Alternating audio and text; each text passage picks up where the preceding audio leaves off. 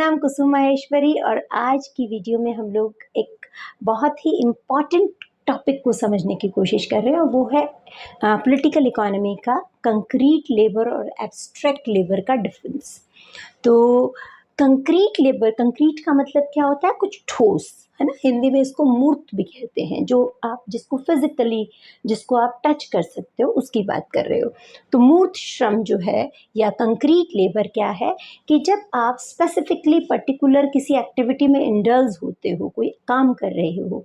इसको और एग्जाम्पल से सिंप्लीफाई करते हैं, जैसे टेलर जो है वो शर्ट बना रहा है, टीचर आपको पढ़ा रहा है, किसान जो है वो अनाज उगा रहा है।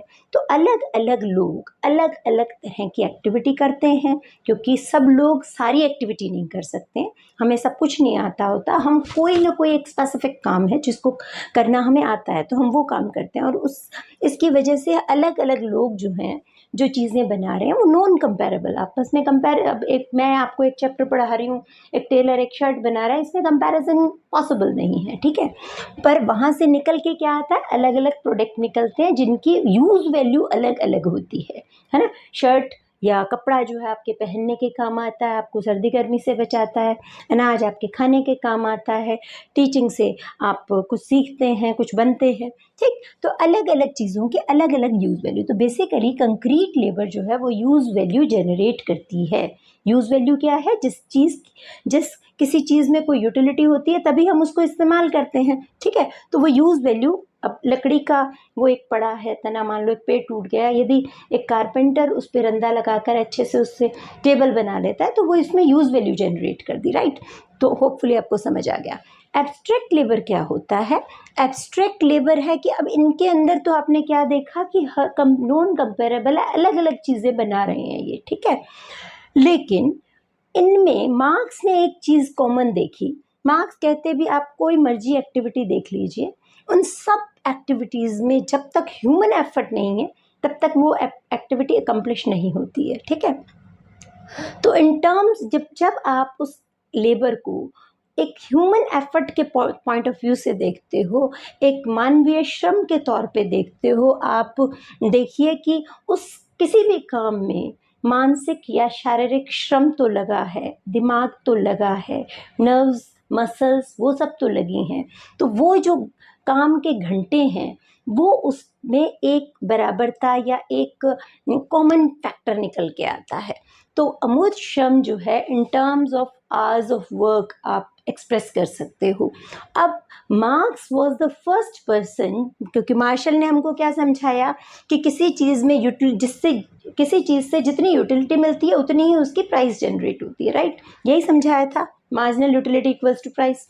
लेकिन जो मार्क्स हैं वो कहते हैं कि एक्सचेंज वैल्यू जो है वो जनरेट होती है कि आपने उस प्रोडक्ट पर कितने घंटे लगाए, ठीक है। तो घंटे जितने लगे उसके हिसाब से एक्सचेंज होगा, ठीक। अब ये हम बाद में किसी दिन करेंगे कि अब ज़्यादा घंटे आपने लगा दिए तो क्या आपका प्रोडक्ट बहुत महंगा बिकेगा? ऐसा नहीं होता, उसको हम किसी दिन फिर डिस्कस करते हैं, क्योंकि अभी हम इसी से स्टिक्ड रहेंगे। तो अब आगे डिफरेंस करते हैं। एब्स्ट्रैक्ट लेबर का मतलब समझ में आ गया, ये ह्यूमन एफर्ट के पॉइंट ऑफ व्यू से है, ठीक।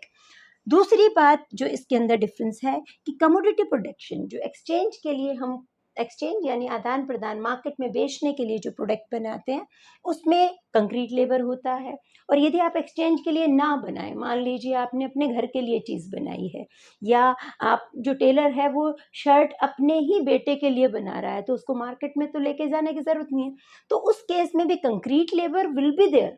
कंक्रीट लेबर तो यदि आप प्रोडक्ट को मार्केट में लेके जाओ ना लेके जाओ, दोनों केसेस में वहाँ पर होगा। लेकिन यदि आप शर्ट अपने बच्चे के लिए बना रहे हो तो आपको एब्स्ट्रैक्ट लेबर की कोई भी ज़रूरत नहीं है। ये जानने की ज़रूरत नहीं है कि उसमें कितने घंटे लगे, क्योंकि किसी और के लिए बनाई है तो आपने उस हिसाब से पेमेंट लेनी है ना। लेकिन अपने बच्चे से आप पेमेंट थोड़ी लेंगे, ठीक। तो इसलिए ये सिर्फ कमोडिटी प्रोडक्शन के लिए ही एब्स्ट्रैक्ट लेबर की ज़रूरत है, अदरवाइज नहीं है। फिर ये जो कंक्रीट लेबर है वो मैन और नेचर के रिलेशन के बीच रिलेशन को एक्सप्रेस करती है।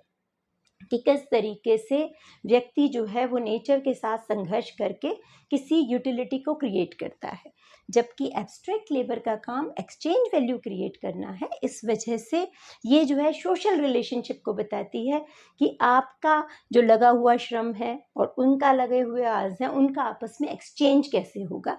तो इसलिए ये सोशल रिलेशनशिप को एक्सप्रेस करती है। तो होपफुली आपको समझ में आया।